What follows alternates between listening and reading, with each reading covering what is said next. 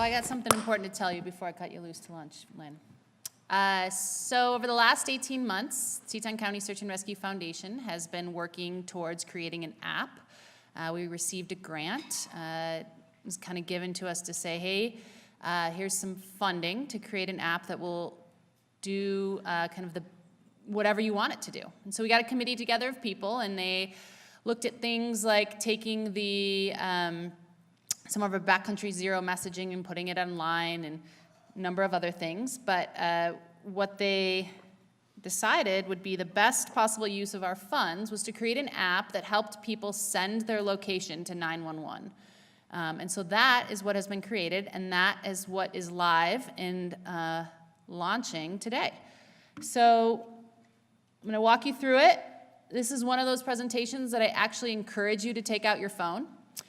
Because if all of you downloaded it on your phone before you left this auditorium, I would call this a success. Okay, so as you guys know, Teton County Search and Rescue Foundation, a little bit of a background if you haven't been here before. Backcountry Zero was created in 2015 to assist with our mission. And we get to do cool things like create a Backcountry SOS app. So the committee got together, they talked about some of our big issues. Number one, unknown location, right? Completely lost. No idea where these people are. Those sometimes can take days to find people. Number two, unknown coordinates. We know the vicinity, but not exact location of people. So either their phone is, they don't know how to use their phone, they haven't thought about their phone, we just know they're on Taylor or they're somewhere else, right? Technology issues, they have trouble finding their coordinates, they haven't turned their location services on, something like that. The last one would be cell signals low, right? They're having a lot of trouble making a phone call out. It's cold, they're struggling with, typing in all the numbers of their coordinates, things like that. So these are the issues you're trying to solve. Highlights of the app, you can read those yourself, but basically we're trying to make this as simple as possible. There's lots of ideas out there for people to do second editions or add-ons, but we wanted to launch something that was really simple and useful and free. So yes, I love that I'm looking out there and people are looking for this. If you do have an iPhone and you can download this app before the end of my talk, A+. No setup, no login, no account needed, just is on your phone when you need it. I'm just gonna give you guys a couple of screenshots of what this will look like. So this fetches your location, it uses your GPS. If your GPS is not on, if your location services is not on, a little box will pop up to say, turn on your location services, you just push turn on. If your GPS coordinates are in Teton County, and this is Teton County, Wyoming, or Teton County, Idaho, you will get this good news message. If you are out of the area, at the moment you will receive you are not in an area that Teton County 911 is monitoring for, and so that will be something you won't be able to use. It'll bring up your location. You'll be able to indicate your situation. If you're not one of these three things, you can probably just tap on any of them or none. And then it'll kind of show you a preview of your message. So it's an SOS in Teton County. There's your coordinates. This is what's going to happen, okay? So then you're going to push send my SOS. At that moment, it doesn't send it. It brings up your text field. Developers have found that the easiest, fastest, most accurate way to actually send out the SOS is through the text system that's already on your phone instead of trying to send it from the app itself. So we are fortunate in Teton County, Idaho, and Wyoming that our 911 service does monitor for text 100%. So this is not new. This is something that we've been doing for a while. 911 dispatchers actually don't see a lot of text to 911, so they're hoping that this campaign actually educates people in our community. So even for people who don't recreate in the backcountry, I would say if you can spread the word around text to 911, it would be greatly appreciated by the dispatchers. So once you push send, then this gets sent out, and the message gets relayed to dispatch. We've been testing in dispatch. They absolutely love the app. It's quick, it's easy, it's accurate, and it gives people the exact coordinates of where you are. We have a lot of issues with getting the coordinates and having them be accurate, and so this is one of those surefire ways to make that happen. It's free. That's made possible by the support of this grant and our Backcountry Zero project. And finding you can mean minutes, hours, days in rescuing you.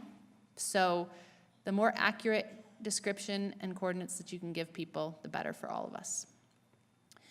So you can download on the App Store today, Backcountry SOS, if you have an iPhone. If you have an Android, it is coming soon. It should be done in the next couple of weeks, but it's launched, it's ready, and if you need it, hopefully, this is a really easy way to get in touch. So that's all I have for right now. I'll take a question or two.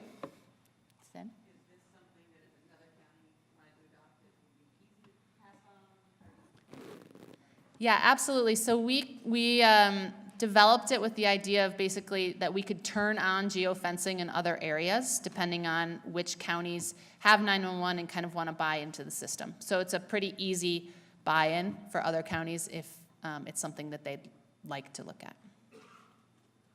Thanks. Is it Backcountry? Did I spell it wrong? It's Backcountry SOS, sorry. So 2 days ago, last minute, it's Backcountry SOS is what you should look for. Somebody else over here had a question. Yeah? You can't, but oftentimes you can send a text when you have just like one bar, and this will continue to look for, like when you send a text message, you know how sometimes the bar goes across and then you can kind of come in and out of service. A lot of times in the Tetons, if you're like walking around trying to find service, if it can find one bar, it'll send it out. Unlike a phone call where you're gonna get those error messages and you have to keep trying, a text message will continue to try to get out. So if you're out there and you're trying to find a bar of service, it's better to have this continually going than to continue to try to call over and over again and get knocked out. So it's not perfect, you know, it doesn't work when you don't have cell service, but at least it's a step in the right direction is what we're hoping. And you said the Android version will be available when? Next couple of weeks. Developers are trying to push that out. We wanted to make sure this one was totally ready to go by today. Anybody else? Lynn, right here. Yeah, would you get a text back of some sort confirming that someone received it? Yeah, so they will, you'll get a text if it doesn't go through. It'll say, you know, that this text did not, an error message. And 911 knows, the dispatchers know that if you do text 911, they will respond, yes, we've received your coordinates with some other information. We've asked people to not add too much to the text. Text is limited to 160 characters. So instead of typing your life story and all of your medical conditions, it's best to get the initial message out and then start that two-way communication, then try to add a ton of information to that. Anybody else? Can I go logistics, Lynn? Or do you have somebody upstairs? One question up there. Yeah, are y'all worried this might encourage people with like lack of knowledge or experience to start going into backcountry? So the app on their phone to provide a rescue for them? It's always a possibility, but we tend to kind of lean on the hope that people are educated and making good decisions in the backcountry, and that this app will only be of use and not an encouragement of people to rely on that. It's another option. It's not, as we keep talking about, it's not perfect, but we're hoping that by increasing our education, by holding events like this, by advertising in a way that's as a communication device and not a safety device, we're going to encourage good use. Thanks. Though, good, relevant question. Anybody else? I'm happy to answer any more questions. Anybody in a YSAW t-shirt should be able to answer some basic questions about the app. If you're having trouble downloading it, we're also happy to help with that. Can I do a few logistics while I'm up here? Let's get started at 1:20. Okay, so it is lunchtime. Lunch is set up outside on the lawn. If you are not a big eater, we encourage you to share a burrito with another. We are going to be back in here at 1:15 with talks starting at 1:20. So please try to get back inside. And if you have any questions or comments, lots of people in YSAW shirts. And remember to buy raffle tickets if you're interested. Thanks.